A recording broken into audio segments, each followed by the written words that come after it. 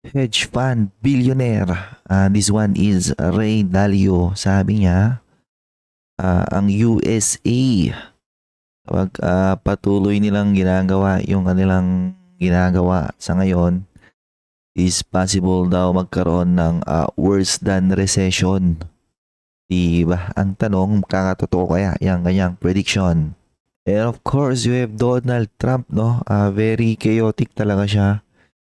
Very random siya mag-isip. So, nung weekend lang, sinabi niya exempted yung mga electronics, cellphone, bla bla bla. So, i-accept nila kasi for sure malulugi sila pag pag tinuloy nila yon. And then recently, gumawa ulit sila ng statement and sabi, so, nagtre-threaten na naman siya ng bagong tariff sa smartphone. A few days ago, in-exempt nila. Pero ano lang yan, no? Panakot niya lang yan, of course. Another one, yung exemptions daw ng electronics, temporary. Pag-uusapan pa daw nila kung ano gagawin nila, no? Tariffs on imported semiconductor chips coming soon. Ito ulit, no? Yung auto, Trump considers posing his auto tariff kasi maapektuhan yung buddy-buddy niya si Elon Musk. So makikita nyo talagang no? Wala silang isang salita, wala silang malinaw na direction. Wala silang malinaw na policy kaya I expect magiging chaotic ang stock market ng 2025. Depende kung sa anong trip na gawin ng Donald Trump and his circle of friends. And sa mga supporter and sponsor ng aking channel na nasa Patreon, gumawa ko ng content recently. Gumawa ko ng write-up paano ko paghahandaan ang 2025. Just in case maging siya, chaotic with extreme market volatility. Basahin nyo yun, okay? Then you have the BSP. Meron pa daw dalawang rate cut possible this year. So, sa ngayon, nasa 5.5. So, kung dalawang rate cut pa yan, possible, pumalo siya around 5%. Kung mas aggressive sila, no, maybe lower than 5%. So, unti-unti, naging attractive yung mga, mga dividend stock sa PSE. Especially all of those na nag-yield ngayon ng more than 5%. And then you have the the Philippines. Ranking sa foreign direct investment na confidence. Nalaglag pa nga, no? So, ang walang nagmamaterialize sa effort ng BBM government. Then you have the property sector. Gumagawa na naman ng adjustment, no? So, on previous years, adjustment nila mag-build ng residential outside Manila. Ngayon naman, babanat daw sila ng mga malls outside Metro Manila. Ayan, mostly in countryside. Kasi marami rin namang footprint, di ba, sa mga ganyang lugar. And then, of course, another expansion sa ayuda program ng BBM government. So, walang katapusang ayuda sa Pilipinas. Let's go! So, before ako mag-start, market update muna ako sa different indices. And as you can see, unti-unti nagre-rebound yung major indices. However, pangit pa rin yung performance year to date ng Nasdaq tsaka S&P 500. So, nasa correction territory pa rin ang Nasdaq, S&P medyo malapit. And sunod na worst performer is Southeast Asia. Siguro na yan, yung bad sentiment sa manufacturing industry. Kasi madami sa manufacturing ng US nakatanim sa iba't ibang Southeast Asian countries. Pilipinas, pangit pa rin, no? Although nagre-recover naman siya, no? PSCI negative 5.25%. Actually, malaki na yung ni-recover niya, no? Ayun, no? Oh, yun pala eh. So, hindi pa tapos yung April. Possible pa tong mag-green candle, no? May mga nababasa kong analyst, still pinapredict nila, 7-8 dito, no? Pag nangyari yon, that's still around 26% upside. And on the green, nag-green ng international and emerging markets. Meanwhile, yung aking personal dividend retirement portfolio, unti-unti nagre-rebound pa rin and still on the green, outperforming all the major indices in the world.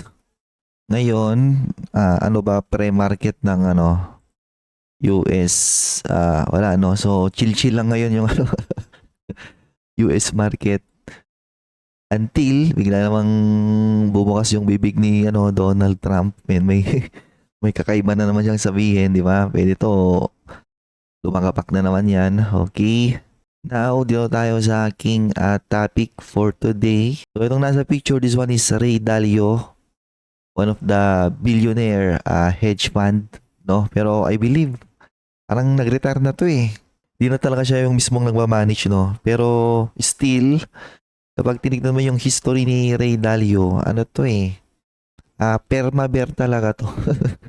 Lagi siyang may negative na nakikita dyan sa sa stock market.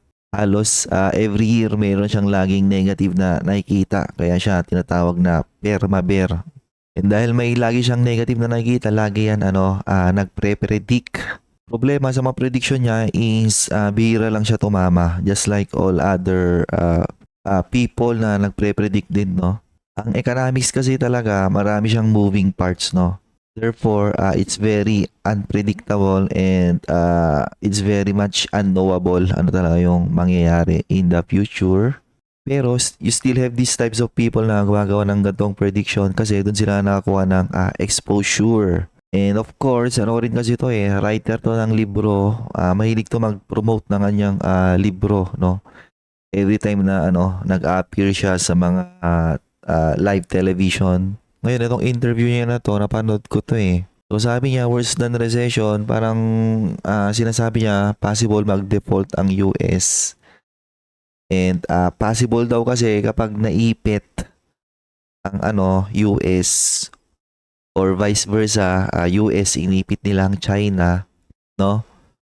Yung conflict ng dalawa, possible mag-translate, hindi lang basta sa trade war, but rather mag-translate siya into what you call armed conflict, no? Gera-gera, ganon.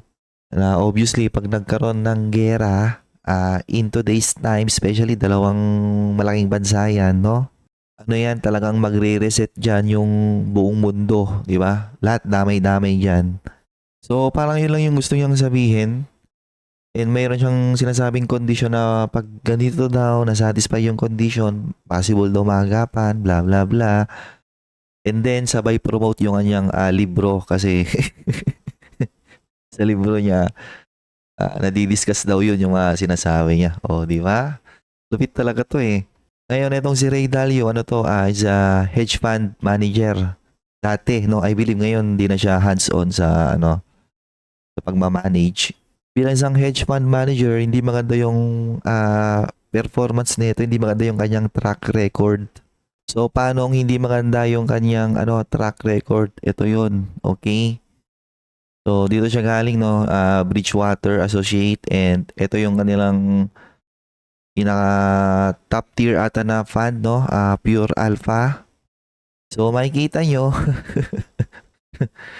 5-year and 10-year returns compared to the S&P 500 total return. So, sa 5-year pa lang, talo na siya, oh. 43%, S&P 92%. 1 decade na performance, 26.9%. Meanwhile, kapag nag-invest ka sa S&P, 229%. Diba? Layo ng performance. Ang layo ng gap nung dalawa. Okay. Kung ba kunyari nag-invest ka ng 100,000 kay Ray Dalio, no, sa kanyang fund. Ito, hindi ko sure kung ano to, net of fees. Di ba kasi bilang isang hedge fund, maniningil pa yan ng annual management fee. Well, i-assume natin na net of fees na to, no? Kahit naman net of fees talagang ang babay eh. So, 1.26, no? Ayan, no? So, yung 100k, magkaroon lang ng gain ng 26,000. Okay, for 10 years. Grabe. Meanwhile, kapag sa S&P 500 ka nag-invest, no? Yung 100,000 na yon is magiging ano siya? Magiging ano siya? 329,000. Sobrang laki ng difference. Pero despite that, how come na nagmamanage siya ng billions in funds, no? How come na madami nagpapasok ng pera sa kanya? Kasi ang mga client nito mga mayayaman na tao, okay? Pag mayayaman na tao, wala na yung pakialam kung mag-grow yung kanilang investment. Ang gusto nila or ang target nila lagi is capital preservation. And si Ray Dalio, magaling niyang i-market yung sarili niya eh. And ganyan din kasi sa hedge fund industry, no? It's about marketing yourself, no? Kunyari si Ray Dalio. Laging may TV appearances, laging pro-promote ng libro. So, malaki yung exposure niya talaga. And kapag marunong kang i-market yung sarili mo, doon ka makapag-attract ng madaming investor na papasok dyan sa fund mo. Pero kung pure performance lang ang usapan, no? Hindi talaga siya magaling. Okay. So bakit? Kasi sa tingin ko masyado siyang nakapokus sa economics. It goes to show you na kapag masyado kang nakapokus sa economics, macroeconomics, geopolitics, ganon, you will never do well in the stock market kasi nga a lot of those things unpredictable, unknowable, and mahirap siyang incorporate sa mga stock analysis mo. So, ang lesson dito is that you don't focus too much on things na di mo naman kayang i-quantify, no? Di mo naman kayang alamin. Tulad ng ganyan nga, economics, macroeconomics is just a big waste of time. So, yung mga ganitong klase ng tao, no? Hedge fund manager, blah, blah, blah. Ginagawa nila to market themselves, okay? Para magmukha silang matalino. And because of that, makapag-attract sila ng mga high net worth individuals.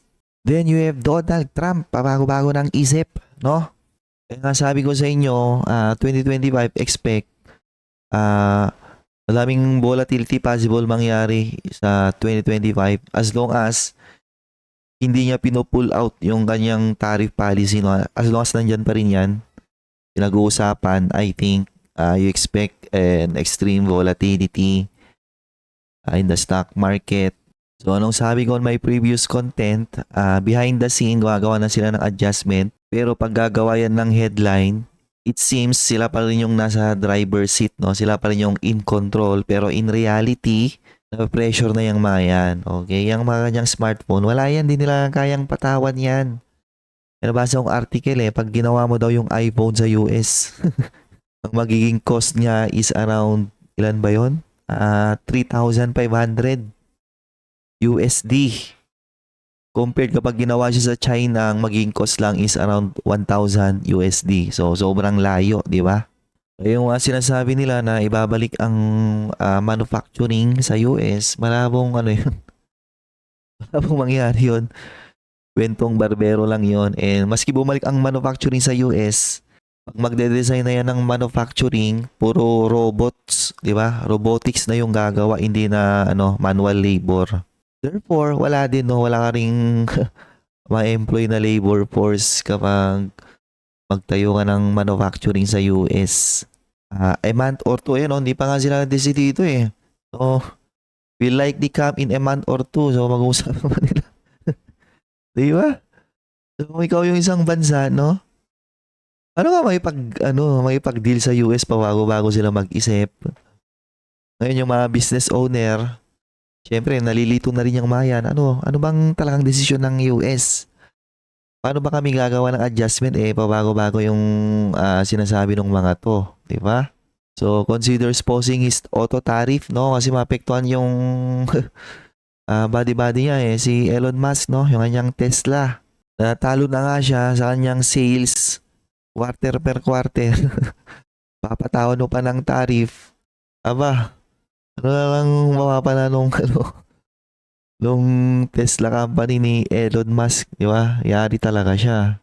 And syempre, pababa pa rin yung inflation. Therefore, rate cut cycle still ongoing, no? Dalawa pa daw.